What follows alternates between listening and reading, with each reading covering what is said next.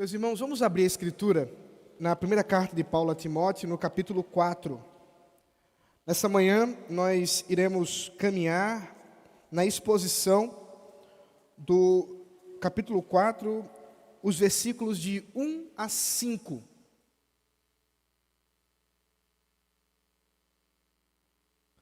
Primeira carta a Timóteo, capítulo 4, versículo de 1 a 5. Ouçamos a leitura com fé. Deus está falando com sua igreja.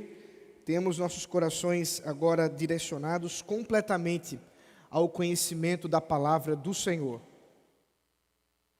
Ora, o Espírito afirma expressamente que nos últimos tempos alguns apostatarão da fé, por obedecerem a espíritos enganadores e a ensinos de demônios, pela hipocrisia dos que falam mentiras e que têm consciência cauterizada, que proíbem o casamento e exigem a abstinência de alimentos que Deus criou para serem recebidos com gratidão pelos que creem e conhecem a verdade.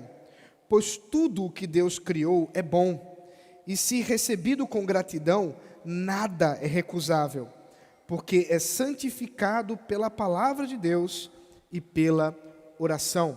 Até aqui a palavra do Senhor. Vamos orar mais uma vez. Senhor, nós estamos diante da Tua palavra, desejamos que o Senhor mesmo que fale conosco, que o Teu Espírito Santo abra os nossos corações e nos dê o entendimento que vem de Ti, Senhor. Transforma-nos de acordo com a Tua graça maravilhosa, ilumina-nos para que, mediante o conhecimento de Ti, saiamos daqui, Senhor, mais convencidos do nosso pecado, mais cônscios das necessidades que precisamos de fazer aquilo que é a Tua vontade, para a Tua honra e para a Tua glória, em nome do Teu Filho Jesus Cristo, nosso Redentor. Amém. Meus irmãos, o apóstolo Paulo lidou com problemas da apostasia, ou do desvirtuamento da fé, logo no início da igreja. Mas isso não era um privilégio daquele momento da igreja. Nós vivemos hoje um tempo em que temos testemunhado também movimentos, pessoas que se desviaram da fé e têm distorcido a verdade de Deus de forma pública e intencional. Recentemente, alguns músicos do meio gospel ficaram aí mais uma vez trazidos às notícias, exatamente por causa de suas declarações públicas. Muitos e muitos destes que aparentemente caminhavam nos trilhos da fé cristã, que participaram de shows, cultos, eventos chamados gospel, evangélicos, mas que agora, mais recentemente, demonstraram uma diversidade de questionamentos a respeito da fé cristã em sua fé, sua crença, em sua doutrina mais básica, desde questões relacionadas àquilo que entendemos como o amor do casamento, o relacionamento de um homem e de uma mulher, com relação ao divórcio, com relação à salvação em Jesus Cristo. São vários e vários temas que recentemente foram aí conhecidos. Há aquele, inclusive, dentre estes, que até mesmo hoje já não se identifica mais como homem. Era um rapaz que agora se identifica como uma mulher, tendo já agora sua fama para um outro caminho, um outro segmento da música. Meus irmãos, nós precisamos enfrentar essas questões. Precisamos observar esses movimentos que acontecem por aí. E ainda que eles sejam muito sérios e que nós precisamos, muitas vezes, nos sensibilizar, nós sabemos que isso não é novidade. É bem verdade que, já desde os tempos bíblicos, pessoas se levantaram dentro do povo de Deus e começaram a ensinar e praticar coisas contra Deus. E foram diretamente combatidos pelos apóstolos. Mas também é importante nós fazermos algumas diferenciações aqui em termos introdutórios da nossa exposição. Porque pode ser que a gente muitas vezes associe algumas questões de ignorância ou de mero erro ou equívoco como de fato uma heresia. E isso muitas vezes acontece, especialmente nas redes sociais. As pessoas defendem com a mesma vivacidade a salvação pela graça, somente pela fé em Jesus Cristo, com a mesma a energia que gastam para defender a forma de governo presbiteriana, por exemplo. E isso não deveria ser o nosso caso. De fato, há 3 coisas que quero diferenciar aqui para os irmãos. Primeiro, entendermos que nem tudo é, de fato, um erro intencional. Muitas vezes as pessoas são ignorantes, isto é, elas não detêm conhecimento da palavra o suficiente para uma determinada questão doutrinária e, por conta da ignorância, terminam praticando algo de errado ou até mesmo falando algo errado. É claro que muitas vezes essa ignorância, ela não é esperada especialmente de um pastor, de um presbítero, mas ela pode acontecer, afinal de contas, todos nós temos lapsos de conhecimento, ainda que aqueles que lideram, a eles é exigido mais. É necessário que eles conheçam mais, afinal de contas, são líderes. Mas pode acontecer. E essa ignorância, portanto, ela é um equívoco, exatamente por causa de uma falta de estudo na palavra de Deus, e a melhor forma de resolver isso é estudar a palavra de Deus, e assim todos nós saímos ganhando. Há também o erro. O erro é um equívoco em alguma área específica da fé cristã, onde esse erro, essa divergência, essa divisão doutrinária, não necessariamente cause uma separação entre crentes e incrédulos ou ímpios. Nós podemos listar aqui, por exemplo, a forma de batismo. Enquanto presbiterianos, nós cremos que a quantidade de água administrada no sacramento do batismo, ela é irrelevante. Se você vai usar alguns pinguinhos na efusão ou um pouco mais de água quando você coloca no batismo, seja de crianças ou de adultos, ou se você vai descer em águas, como dizem os batistas, para a gente isso é irrelevante, não importa. Também, é claro, nós cremos que as crianças fazem parte do pacto e cremos que isso é uma doutrina importante, mas não acreditamos que por causa de alguns irmãos de outras vertentes, de outras tradições evangélicas, não acreditarem exatamente como nós cremos, não faz com que eles estejam fora dos arraiais da cristandade, não sejam do nosso povo. Às vezes a gente brinca que os batistas são nossos primos, mas obviamente isso é uma brincadeira, porque cremos piamente que eles são nossos irmãos, porque creem fundamentalmente naquilo que é o básico da fé cristã, que é a salvação em Jesus Cristo. O mesmo pode ser dito a respeito da forma de governo e outras doutrinas que acreditamos que outros segmentos evangélicos estão errados. Nós não negamos que eles estão errados, mas entendemos que esse erro, de modo algum, pode estar associado a uma questão de heresia ou uma questão de apostasia. Não é assim que cremos enquanto reformados, enquanto presbiterianos. No entanto, meus irmãos, a heresia, essa sim, preocupante, é o abandono da doutrina cristã, o desvirtuar da tradição cristã milenal e a defesa de algo que distorça e mude a verdade central do Evangelho, a salvação em Jesus Cristo. Quando grupos sectários, que nós chamamos de seitas, se levantam defendendo algum tipo de doutrina que acrescenta algo na obra de Cristo, ou tira algo da obra de Cristo, aí sim nós estabelecemos uma linha, onde dizemos, não, aqui não dá para a gente caminhar mais.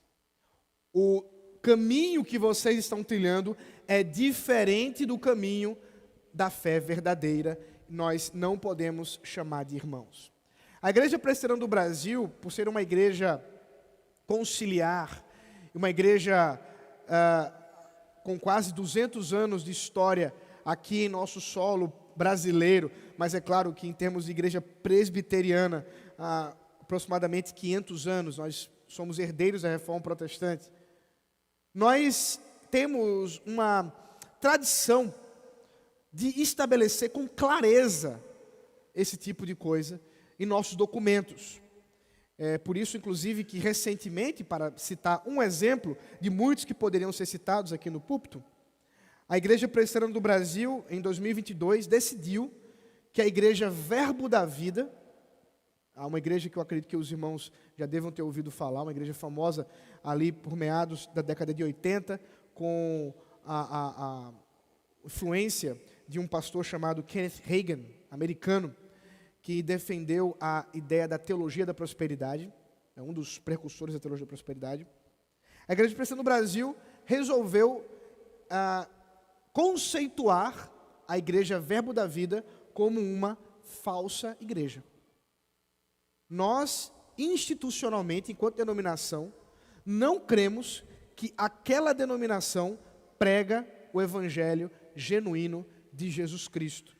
Ainda que possa haver pessoas dentro daquele grupo, como pode acontecer em outros grupos sectários, que apenas por causa de ignorância ou de mero erro estejam naquele grupo e, portanto, precisam ser despertadas pela pregação da palavra, a igreja, enquanto instituição, é uma falsa igreja. E é alvo de nosso trabalho de evangelização como campo missionário. Então, estou citando um exemplo, muitos outros poderiam ser citados. Por quê? Porque entendemos que a apostasia é algo muito sério. Nós não brincamos com esse tema, porque a partir das Escrituras é exatamente isso que nós concluímos quando observamos textos como esse que acabamos de ler. E como disse João Gabriel aqui ao meu lado, ele disse, olha, no Novo Testamento, nos 27 livros, ele disse, há muitos lugares onde fala dos falsos mestres. E é verdade. Por quê? Porque já nos primeiros anos da igreja, homens, mulheres se levantaram para distorcer aquilo que era pregado pelos apóstolos.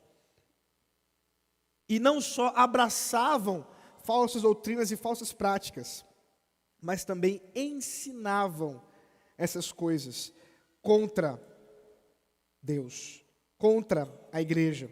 E esse é o caso aqui. A igreja de Éfeso, meus irmãos, como vocês bem sabem, é essa igreja a quem o apóstolo Paulo detém um amor muito grande, um carinho muito grande.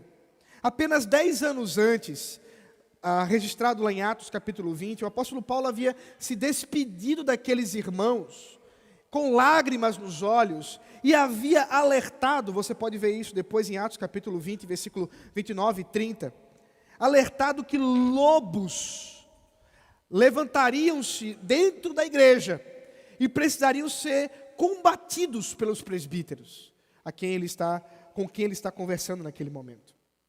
Portanto, quando Paulo fala a Timóteo sobre a apostasia, ele não está falando algo novo, algo que nunca havia sido dito antes, mas, na verdade, é uma forma dele reenfatizar mais uma vez aquilo que havia ensinado. Na própria carta ele já havia mencionado isso. Porque de fato a apostasia é um grande perigo. Enquanto que a perseguição, ela envolve-se num perigo externo, quando o Estado se levanta contra a igreja, quando grupos na sociedade se levantam contra a igreja, isso é um grande perigo para a igreja. Mas internamente, e até dá para pensar que são perigos até maiores, porque são pessoas de dentro, que se levantam contra a verdade de Deus. E às vezes isso é sutil. Às vezes isso está acompanhado de palavras doces. Às vezes isso está acompanhado de argumentos que parecem ser convincentes. E lembrem-se aqui, eu acho que isso é uma coisa que os irmãos já devem ter aprendido, mas sempre bom lembrar. Usar a Bíblia nunca, ou melhor dizendo, não necessariamente significa ser bíblico. Deixa eu dizer de novo. Usar argumentos que citem versículos bíblicos não significa necessariamente que aquele argumento ou aquele ensino é verdadeiramente bíblico. E o motivo é simples. Como já foi dito em muitos lugares, a Bíblia é a mãe de todas as heresias. Deixa eu dizer de outro jeito para vocês. A verdade é a mãe de todas as mentiras. Porque a mentira, ela não subsiste em si mesma. A mentira é necessariamente a verdade distorcida. Como também a heresia sempre será um distorcer daquilo que foi revelado nas Escrituras. Veja, se alguém chegar para vocês e dizer assim, eu recebi uma revelação, Zeus falou comigo, enviando Hermes, para que eu traga uma mensagem para vocês. Todo mundo vai dar gargalhada e vai mandar o cara embora. Isso não é heresia, é tolice, é apenas uma loucura. Agora, se alguém chega e diz assim, eu tive um sonho, o anjo Gabriel falou comigo, e ele me disse que eu tenho uma mensagem para a igreja de Casacaiada. E a mensagem envolve arrependimento, chamado a que vocês mudem o comportamento, para que vocês abandonem o engano de que Jesus Cristo é o único Salvador. Opa, estava indo tão bem, né? Aí está o problema. São distorções que às vezes são mais sutis do que isso que eu estou exemplificando. Portanto, meus irmãos, nesses 5 versículos que acabamos de ler, nós encontramos exatamente essa preocupação de Paulo. E verificando, portanto, aquilo que ele trata, nós vamos caminhar hoje, iniciando, na verdade, porque o apóstolo Paulo vai tratar sobre isso até o final do capítulo, lá no versículo 16, tema do nosso próximo sermão, da apostasia dos últimos dias. A apostasia que devemos entender, que devemos observar presente nos últimos dias. Bom, primeiramente no versículo 1, nós tomamos conhecimento de uma verdade que precisamos estar em alerta. O mundo é espiritual e espíritos governam este mundo. Precisamos saber disso. Veja o que Paulo diz, versículo 1. Ora, o Espírito, aqui ele refere-se ao Espírito Santo de Deus, afirma expressamente que, nos últimos tempos, alguns apostatarão da fé, por obedecerem a espíritos enganadores e a ensinos de demônios. Meus irmãos, o apóstolo Paulo está tratando de um ensino aqui, fundamental da fé cristã. Nós cremos que o mundo não é meramente matéria. O mundo que habitamos, o mundo que vemos, não é constituído somente de átomos. Não é constituído somente de elétrons, de partículas físicas, de relacionamentos químicos. Não, é muito mais do que isso.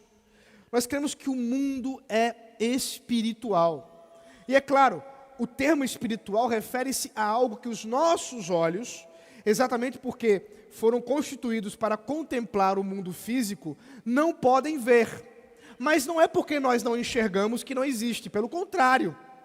O que Paulo está dizendo é que aquilo que nós não vemos é mais importante do que aquilo que nós vemos.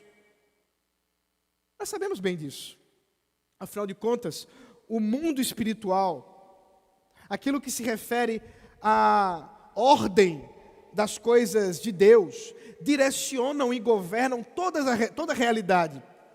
Isso são coisas que nós não enxergamos. Mas ainda que não enxerguemos, nós conseguimos visualizar pelos olhos espirituais da fé, por meio da revelação da Escritura. O próprio Espírito de Deus que habita em nossos corações, revela a vontade de Deus que está oculta àqueles que não creem. Entenda, como que nós conhecemos a vontade de Deus? Pela sua palavra, no Espírito Santo falando conosco. É claro que não foi sempre assim.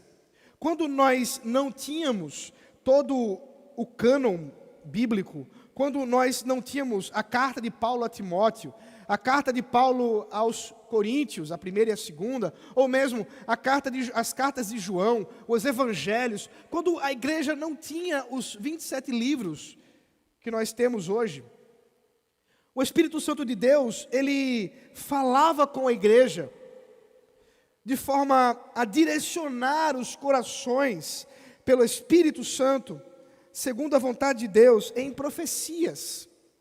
Isso é uma coisa que muitas vezes nós não compreendemos dos momentos da igreja.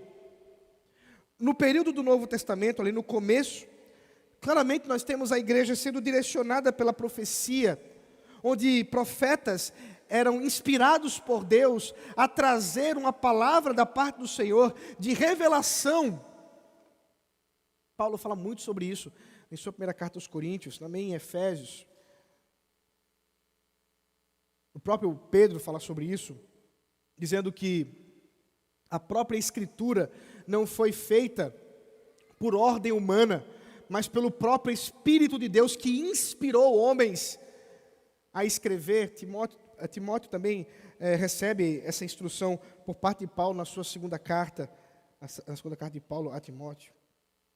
Por isso, meus irmãos, de fato havia dentro da vida da igreja a presença do Espírito Santo. Portanto, quando Paulo diz, ora, o Espírito afirma expressamente, é natural pensarmos que o que Paulo se refere aqui é mesmo Deus, no Espírito Santo, falando com a igreja. Talvez isso pudesse ter acontecido em um culto, talvez isso tivesse acontecido exatamente nas próprias cartas de Paulo. São muitas formas que o Espírito Santo agia. É só a gente comparar, por exemplo, que o livro de Apocalipse e o Evangelho de Lucas, os dois são igualmente livros inspirados por Deus, mas completamente diferentes em termos de natureza. Pense comigo. O livro de Apocalipse foi escrito por meio de uma visão. João, na ilha de Patmos, no dia do Senhor, num domingo, o próprio Senhor aparece para ele e uma visão surge a fim de que ele contemple uma diversidade de eventos que aconteceram, estavam acontecendo e aconteceriam. E assim ele registra, por ordem do próprio Senhor Jesus. Mas Lucas não teve visão nenhuma. Entenda. Lucas, pelo contrário, Lucas resolveu, por obra do Espírito Santo, pesquisar e entrevistar pessoas que estiveram com Jesus Cristo, e por um longo período, a partir dessa pesquisa, ele escreveu o Evangelho. Ele registra isso no primeiro capítulo, nos primeiros versículos, dizendo que ele fez uma acurada pesquisa. Não teve revelação assim, uma visão, não teve nada disso. Agora, seria o livro de Lucas inferior ao de Apocalipse? Não. Porque o mesmo Espírito Santo que deu visão a João é o mesmo Espírito Santo que conduziu a pesquisa de Lucas. Eu gasto esse tempo, meus irmãos, para que a gente entenda que quando Paulo fala que o Espírito afirma, ele pode ter feito de muitas maneiras, mas o ponto principal é o Espírito Santo de Deus estava dizendo à igreja: falsos mestres, pessoas de dentro da igreja estavam apostatando, saindo da fé cristã. Hoje, por outro lado, nós temos esse material todo inspirado pelo Espírito Santo de Deus e podemos ouvir a voz de Deus exatamente por meio da leitura e do estudo da palavra do Senhor, sem que haja necessidade, como aconteceu no passado, de que profetas se levantem para trazer novas revelações, porque cremos que a revelação que está aqui, ela é suficiente e necessária. Assim, portanto, como aconteceu antes e agora também, nós tomamos conhecimento da apostasia dos últimos tempos pelo mesmo Espírito Santo, falando claramente e expressamente por onde? Pela palavra. E aqui hoje nós somos lembrados disso. O mesmo Espírito de Deus que falou a Timóteo por meio de Paulo é o mesmo Espírito de Deus que fala hoje conosco. E ele revelou, portanto, que nesses últimos dias haveria apostasia. Mas calma, você pode estar pensando errado sobre o que significa últimos tempos ou últimos dias. Meus irmãos, essa expressão últimos dias, últimos tempos, ela é comum no Novo Testamento e é falada pelos evangelistas, é falada pelo apóstolo Paulo, é falada pelo apóstolo João, pelo apóstolo Pedro. Todos eles usavam essa expressão para significar a mesma coisa. O tempo em que o Senhor Jesus Cristo, tendo encarnado, tendo ministrado o seu ensino, tendo sido morto e ressuscitado, inaugurando o reino de Deus, inaugurando esse novo momento chamado de últimos tempos, até a sua segunda vinda. Isto é, quando ainda o Senhor Jesus Cristo virá para buscar a igreja. Portanto, essa janela de tempo, já iniciada há aproximadamente 2000 anos, e ainda vivenciada por nós, e que aguardamos a conclusão desses últimos tempos, quando vier o último dia, quando o Senhor Jesus Cristo em sua glória vier buscar a igreja, representa esse tempo de apostasia. Portanto, já naquele período havia a apostasia dos últimos dias, dos últimos tempos, como hoje continuamos a vivenciar isso. Por isso, quando eu digo os últimos dias, essa apostasia dos últimos dias, é claro, eu estou usando a expressão bíblica para me referir aos momentos da igreja já vivenciados e hoje também. Hoje vivemos nos últimos dias. Há quanto tempo, pastor? Há 2000 anos, mas são os últimos dias. São os últimos dias. E Paulo diz que há espíritos enganadores que trazem ensinos demoníacos para distorcer a verdade de Deus. E aqui, mais uma vez, precisamos ser lembrados que o mundo é espiritual. E que, saindo, portanto, do que é ignorância e erro, que eu já expliquei para vocês o que é, heresia, meus irmãos, é obra de Satanás.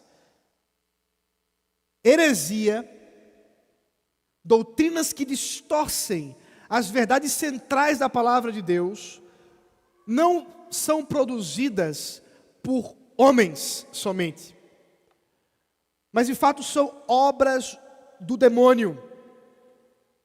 E você achava que você se preocupava, né, com o escuro, né? Você estava preocupado com os demônios aparecerem assim com um chifre lá quando você está dormindo no escuro. O problema é quando a luz está acesa, meu irmão, ou quando a TV está acesa. É ali que o problema acontece. Demônios, vejam só, estavam usando pessoas. E não havia ninguém estribuchando com chifre, falando diferente. Não. Sabe o que eles faziam? Ensinavam falsas doutrinas. Isso é muito sério, meus irmãos. Isso é muito sério. E isso é um problema que nós enfrentamos hoje, porque o movimento, e eu já falei sobre esse movimento em outros sermões, de batalha espiritual, fez com que a gente olhasse para o lugar errado. E quantas vezes essas pessoas dizem assim, olha, a gente precisa combater, né, as forças demoníacas que atuam, e portanto vamos, mas não estão preocupados, por exemplo, em estudar a palavra de Deus. Meus irmãos, nós combatemos o diabo com estudo da palavra de Deus, porque é somente a palavra de Deus que pode abrir os nossos olhos da cegueira espiritual que muitas vezes toma o nosso coração. Por isso, eu não vou me deter muito falando sobre isso, mas eu quero falar. Eu não me seguro, então eu vou falar. É por isso, meus irmãos, que eu não fico assustado e nem preocupado com pessoas que se autodenominam satanistas, né? Você já deve ter ouvido falar sobre isso. Tem gente por aí, né? Recentemente, tem acho que 1 mês ou 2 meses, lá no Rio Grande do Sul, teve uma mulher que colocou uma imagem enorme de Baphomet, que é uma entidade aí, não sei nem de onde é, acho que da Síria, Babilônia, sei lá o que é. E que durante a história da tradição cristã, essa imagem foi muito associada ao diabo. Então, ela colocou lá, é um bicho bem feio mesmo, no muro da casa dela, e ela dizendo assim, não, aqui é Baphomet, eu adoro a Baphomet, eu me curvo a ele, etc. Ele me traz grandes bênçãos. E o evangélico, né, é um problema, né? Nós somos um problema. O evangélico, ele olha para isso, ele fica até com medo. Não consegue nem ler a reportagem completamente, diz assim, não consigo ver porque eu não vou dar lugar ao diabo. Meu irmão, minha irmã, você dá lugar ao diabo quando você está ouvindo música que distorce a palavra de Deus. Você dá lugar ao diabo quando você fica ouvindo aqueles pregadores que ficam ensinando com a Bíblia aberta, mas sem dizer nada do que está na Bíblia, coisas contrárias ao que o Senhor ensina em sua palavra. É aí que o diabo entra. Porque Baphomet não é ninguém. Mas, gente, meus irmãos, desculpa o colocalismo aí. O satanismo, que é um movimento do século XX, especialmente aí direcionado a grupos ateus, tem como finalidade não outra coisa senão zombar do cristianismo. Mas não tem qualquer convicção de fato do que é Satanás. E aqui está o ponto. Veja, o apóstolo Paulo diz que essas pessoas que estavam apostatando da fé, elas estavam obedecendo demônios enganadores. Enganadores. Uma das obras de literatura sobre o demônio que eu acho mais interessante é um livro do autor C.S. Lewis chamado Cartas de um Diabo a Seu Aprendiz. Onde, claro, de forma ficcional, C.S. Lewis mostra a conversa em cartas de um demônio mais velho e um demônio mais jovem que começou agora o seu ministério demoníaco. E uma das frases mais emblemáticas desse livro, dessa história, é quando o demônio velho diz ao mais novo o seguinte: o nosso trabalho, eu estou citando de cabeça aqui, tá? O nosso trabalho é fazer com que eles não creiam que nós existimos. Porque quando as pessoas não sabem da nossa existência, elas se tornam mais facilmente suscetíveis aos enganos. Espíritos enganadores não chegam na sua porta, batem e dizem assim: bom dia, eu sou testemunha do espírito enganador e eu quero falar um pouco da nossa palavra. Não é assim que acontece. Espíritos enganadores, por serem enganadores, não se mostram como enganadores. Não se vestem como enganadores. Portanto, de fato, essa bobagem desses movimentos satanistas ou coisa do tipo, isso nada mais é do que gente enganada, como também estão enganados aqueles que estão se curvando a outros ídolos, talvez com uma imagem mais bonita do que a do Baphomet, mas que são enganados e se comprometem, no final das contas, consigo mesmo, com seus impulsos de desejos para que se cumpra a sua vontade.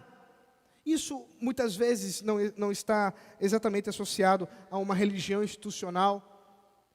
Isso pode ser o engano, muitas vezes, o seu coração se curvando à busca desenfreada por poder, por dinheiro.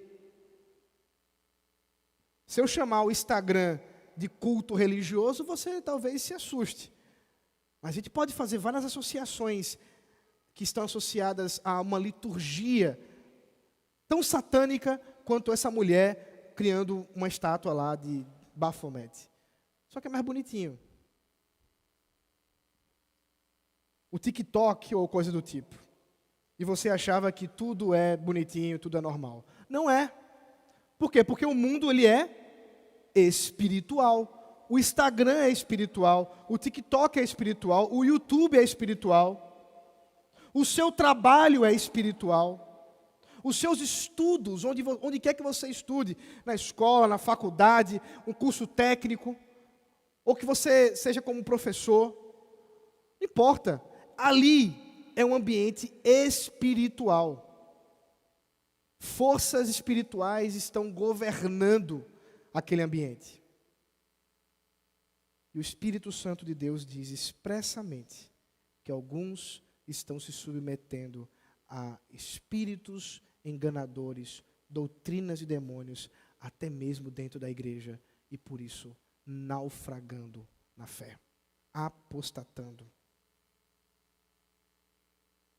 Não há, portanto, como nós sermos habitados pelo Espírito de Deus e ainda assim nos curvarmos a espíritos demoníacos. Por isso que a apostasia é exatamente a conclusão de um coração inabitado por Deus, numa aparente fé. Deixa eu explicar isso bem para vocês. A apostasia, de modo algum, significa que alguém detinha uma fé genuína em Jesus Cristo, pertencia ao povo de Deus como lavado e remido pelo sangue do Cordeiro, estava realmente no pacto da graça, e agora abandona tudo isso, o Espírito Santo sai do seu coração para agora ser habitado por demônios. Não é assim. Porque não pode ser assim. Porque o Espírito de Deus não permite que essas coisas aconteçam. Como agora, o Espírito Santo de Deus está falando com vocês, meus irmãos, dizendo claramente: não se curvem a espíritos demoníacos, não se curvem a falsas doutrinas. E é exatamente esse meio pelo qual o Espírito de Deus assegura que aqueles que são habitados por Ele, aqueles que creem em Jesus Cristo verdadeiramente, jamais apostatarão. Porém, há muitos dentre nós que aparentam viver uma vida cristã. Aparentam, porque vem aos domingos aqui. Mas a vida dessa pessoa não tem absolutamente nada a ver com a vida de um cristão. As palavras que saem de sua boca, aquilo que creem, que vivem. E, portanto, quando uma vez ou outra terminam se manifestando, o que fazem nada mais é daquilo que já estava em seu coração, mas agora de forma ainda mais terrível e perversa, passam a distorcer a verdade de Deus e negar o que é próprio do Senhor.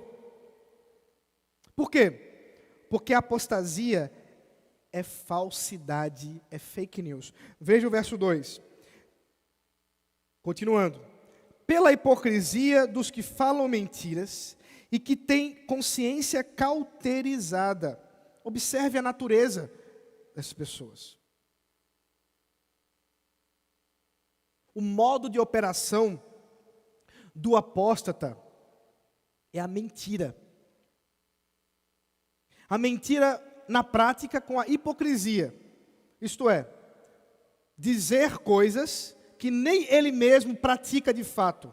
A falsidade naquilo que ele fala. Aqui nós encontramos alguns exemplos, eu vou tratar deles daqui a pouco, a respeito dos relacionamentos do casamento e da comida. Eu falo já sobre isso. Mas também a mentira da doutrina, a heresia. Doutrinas que maculam a verdade de Deus, o ser de Deus, a obra da salvação. E essas pessoas, elas vivenciam essas mentiras.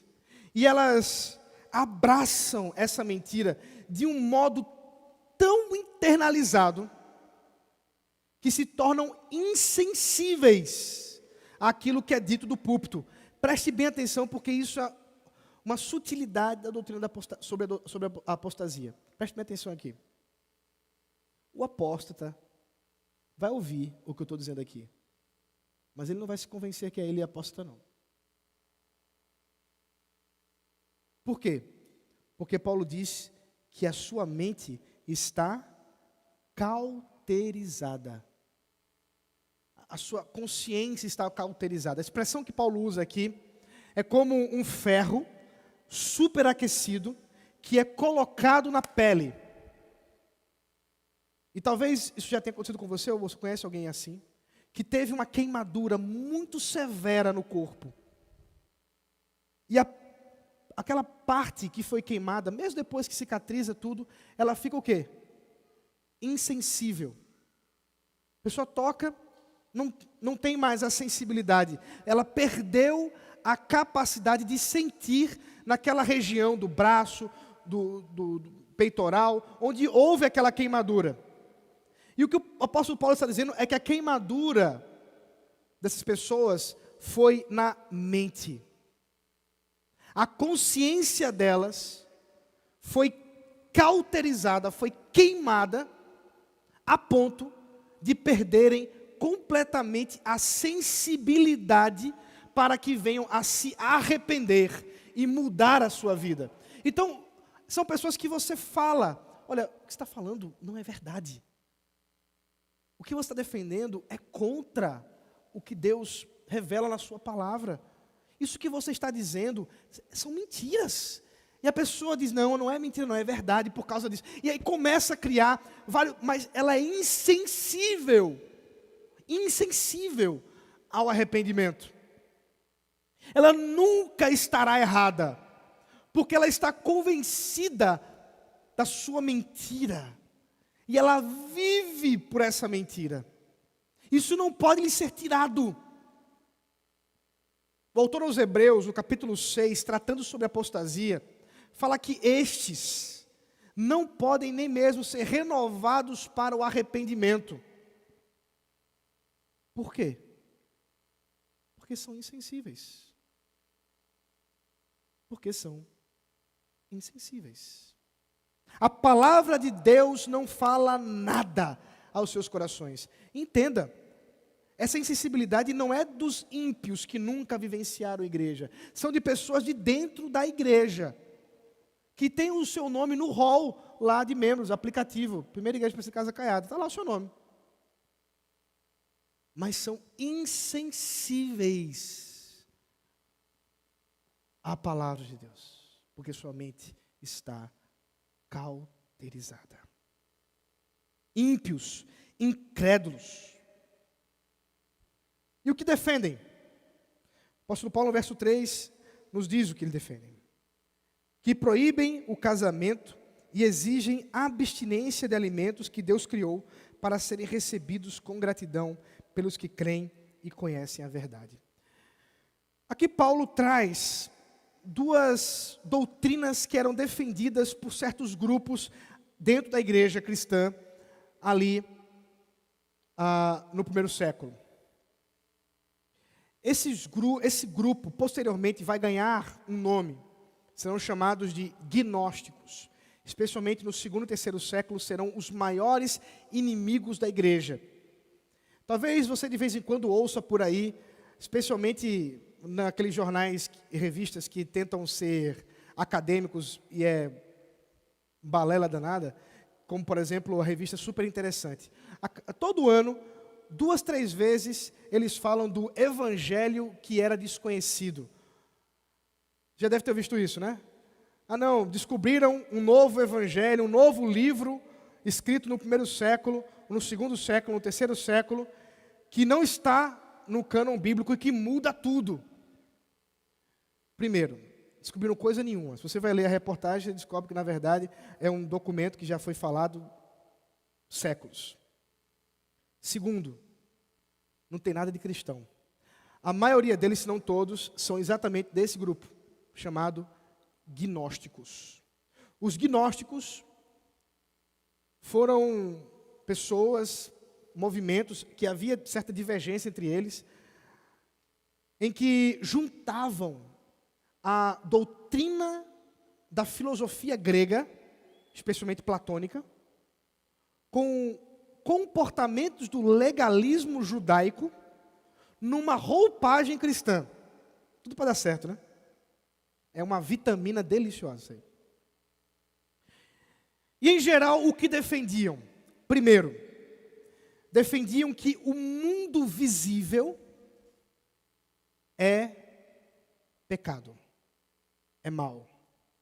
Aquilo que os nossos olhos enxergam, aquilo que é matéria, não foi criado por Deus, porque Deus não pode criar aquilo que é mal, e como as questões físicas são más, né, porque detém o pecado, essas coisas não podem ser criadas por Deus, foram criadas por um demônio, que tenta nos enganar os sentidos. E o que deve fazer um crente de verdade? Ele deve se afastar das coisas sensíveis, das coisas físicas, e se apegar às questões espirituais. Para isso, portanto, ele precisa se abster dos prazeres desta vida, como, por exemplo, o casamento, como, por exemplo, a comida, a bebida alcoólica. Já defendiam nessa época, já tinha pessoas assim naquela época. Agora, havia um outro grupo que fazia o contrário. É curioso isso, com o mesmo pressuposto. Eles diziam assim, olha, já que o pecado reside só na matéria, o que você faz com o corpo não é importante. Então você pode usar o corpo do jeito que você quiser. Prostituição, bebida, pode pisar o pé, que não tem problema. O que importa é a questão espiritual, aquilo que você crê. Os dois grupos, dentro desse movimento gnóstico, estavam dentro da igreja. E aqui, ainda em sua forma inicial, sem todos os desenvolvimentos que terão posteriormente, um dos maiores combatedores desses homens foi um pastor chamado Irineu, que escreveu um livro chamado Contra as Heresias. Esse livro está publicado, meus irmãos, você pode ler em português esse livro, olha só. Está vendo que não é novidade nenhuma? Está lá. Todas as doutrinas estão elencadas por ele. Então, o que era o problema aqui, meus irmãos? O problema é exatamente essa distorção daquilo que é criado por Deus, por isso que Paulo vai dizer, esses estão falando coisas a respeito daquilo que Deus criou. E, portanto, exatamente porque se levantam contra a criação de Deus, e contra o Deus Criador, distorcem a prática. Então, perceba como as questões doutrinárias, as questões de prática estão muito envolvidas. Assim, meus irmãos, essas duas doutrinas elas nos ajudam a identificar alguns problemas em heresias mais recentes. Não exatamente agnóstica, ainda que o gnosticismo exista ainda hoje, não com esse nome, mas de outros jeitos. Devemos tomar muito cuidado. Mas algumas pessoas didaticamente dizem que nós podemos usar as 4 operações da matemática básica para identificar o que é uma heresia. Então, o que é uma heresia? Em primeiro lugar, uma heresia é alguma doutrina que soma obras meritórias à salvação da graça. Acrescenta alguma coisa a mais. Você tem que crer em Jesus, mas também tem que guardar o sábado. Você tem que crer em Jesus, mas também você tem que se comprometer com o dízimo. Se você não dizimar, não resolveu nada. Você tem que crer em Jesus, mas tem que fazer penitências. Perceba, são coisas que são acrescentadas à obra da graça em Jesus Cristo. Segundo, eles diminuem algo do ser de Deus. Olha, Deus criou muitas coisas, mas tem coisa que deve ter sido algum erro aí na mão do Senhor. Então a gente tem que se abster de certas coisas. Então são esses grupos que vão defender uma dieta severa. Não pode comer carne, não pode comer aquilo, não pode aquilo outro. São esses grupos que vão defender que você, que é pecado, por exemplo, a bebida alcoólica tomada com gratidão no Senhor. Isso não é pecado nenhum e você não pode dizer que é pecado. Se você disser que aquilo que a Bíblia diz que não é pecado, você está enfrentando a doutrina do Senhor. Você está diminuindo algo sobre Deus. E você precisa ajustar isso no seu coração. Dividem o corpo de Cristo. Todo movimento sectário envolve-se numa divisão. Porque sempre deseja mostrar que o seu grupo é aquele dos que verdadeiramente são salvos. E os que não estão no seu grupo são aqueles que não pertencem ao grupo. Então, vai dizer assim, não, na verdade, só tem 144 mil que realmente são crentes. E esses estão, coincidentemente, no nosso grupo. O de vocês não tem nenhum dos 144 mil. Então, são grupos que dividem. Nós aqui já recebemos essa revelação. Vocês não receberam, então vocês não estão.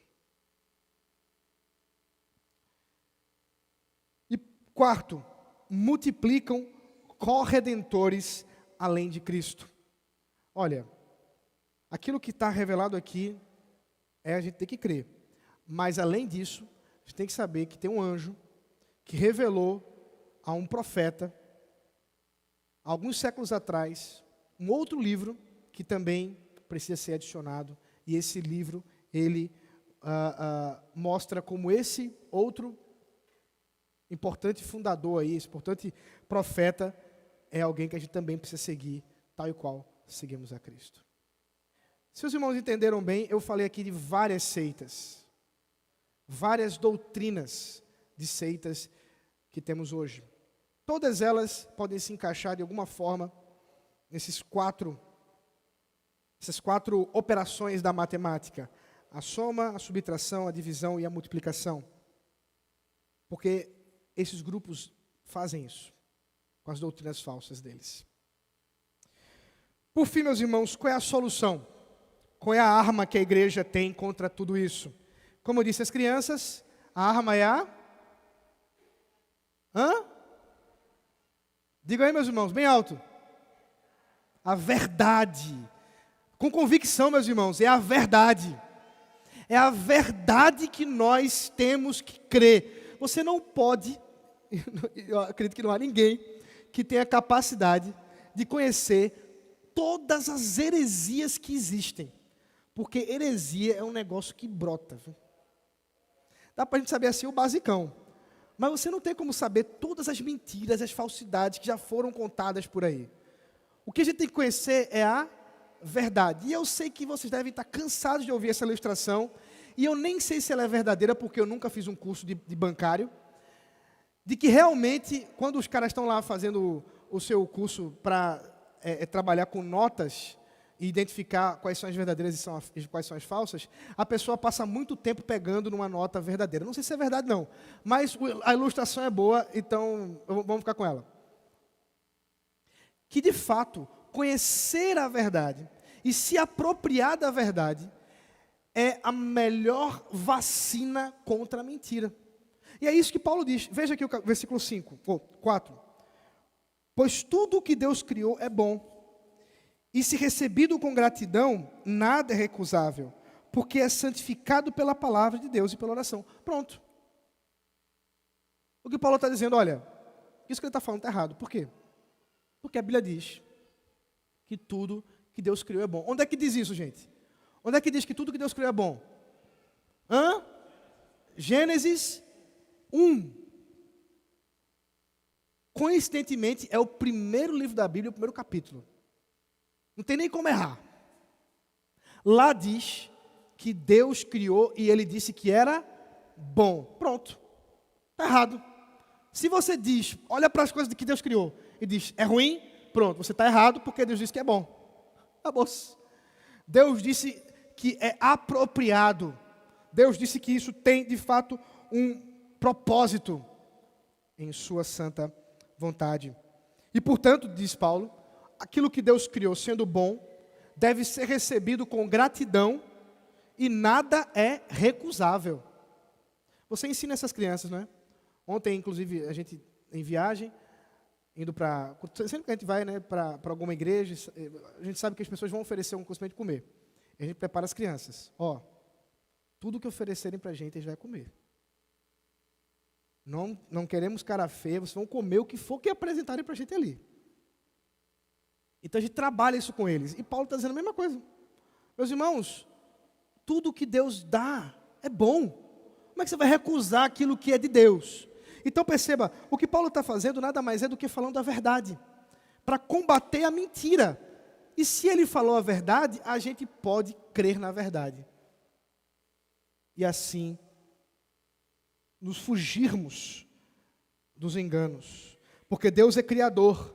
Portanto, Ele mesmo quem define o que é e como é que devemos entender toda a realidade. E Ele diz, esse mundo é físico e espiritual. E Deus criou somente um? Não. Deus criou tudo que é físico e Deus criou também aquilo que é espiritual. O homem só modifica, mas todos os átomos, os elétrons que rodam em torno do núcleo, tudo isso aí foi Deus que criou. Foi Deus quem criou. Cada molécula do ar. Tudo foi Deus quem criou. Devemos ser gratos diante da criação de Deus. Dar graças e não negligenciar as bênçãos do Senhor. Deus é o nosso Redentor. E Ele é o Redentor da sua própria criação. Por isso que a sua palavra tem poder, sim, real, de reconduzir aquilo que foi distorcido pelo pecado. Por isso que ele fala, porque é santificado pela palavra. Santificado, portanto, eu não posso pegar alguma coisa que mesmo tendo sido feita por pessoas que não têm um compromisso com Deus, e dizer, é do diabo. Há um tempo atrás, né, presbítero Calho Coco, o pessoal dizia assim, o rock é do diabo. Rapaz, o que é isso? Um conjunto harmônico de notas, num ritmo, é de Deus. Não importa se a pessoa atribua isso a quem quer que seja. É de Deus. Agora, preste atenção.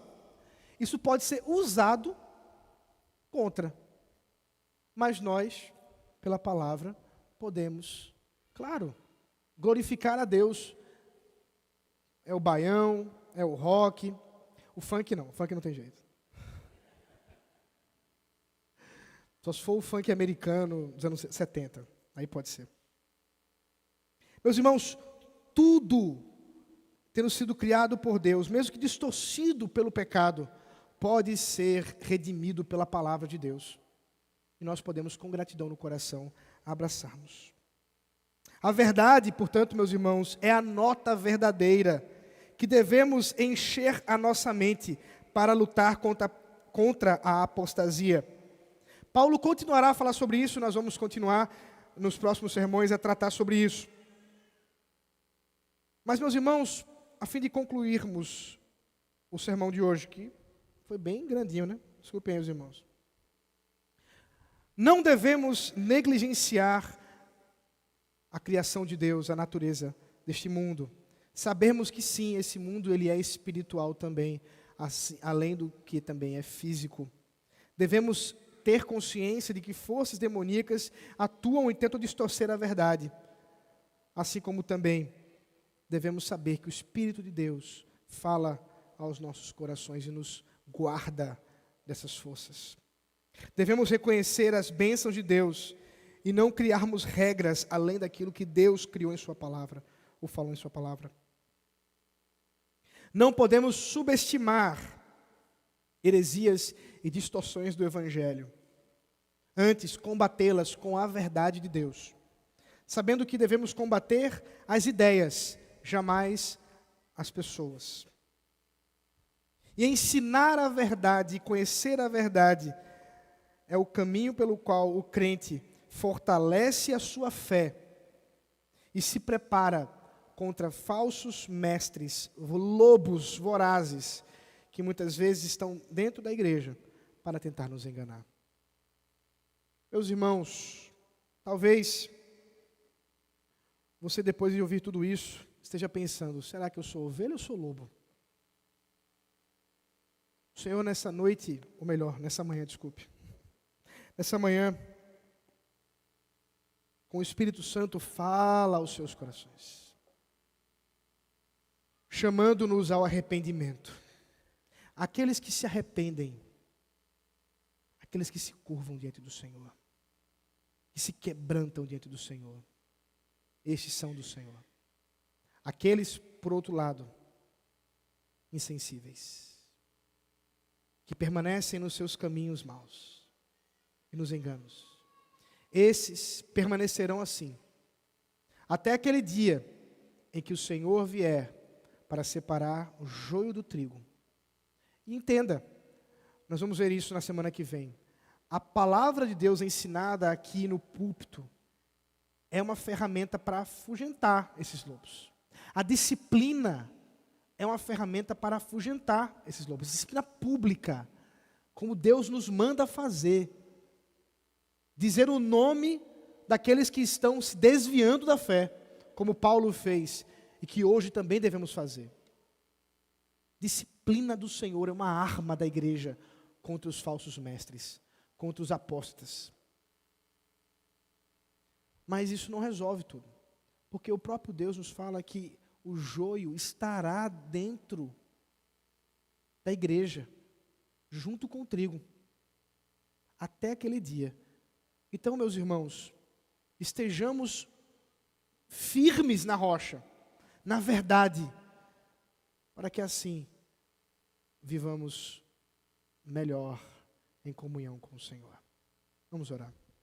Deus maravilhoso, Deus bendito, nós te louvamos e bendizemos pelo privilégio de ouvir a tua palavra nessa manhã e de sermos levados a considerar verdades tão importantes como essas que o apóstolo Paulo disse a Timóteo e agora o teu Espírito Santo diz a nós. Assim, Senhor, toque em nossos corações e que estejamos, ó Deus, comprometidos com a verdade e não com a mentira, Senhor, e prontos para te obedecer segundo o teu querer. Em nome de Jesus Cristo. Amém.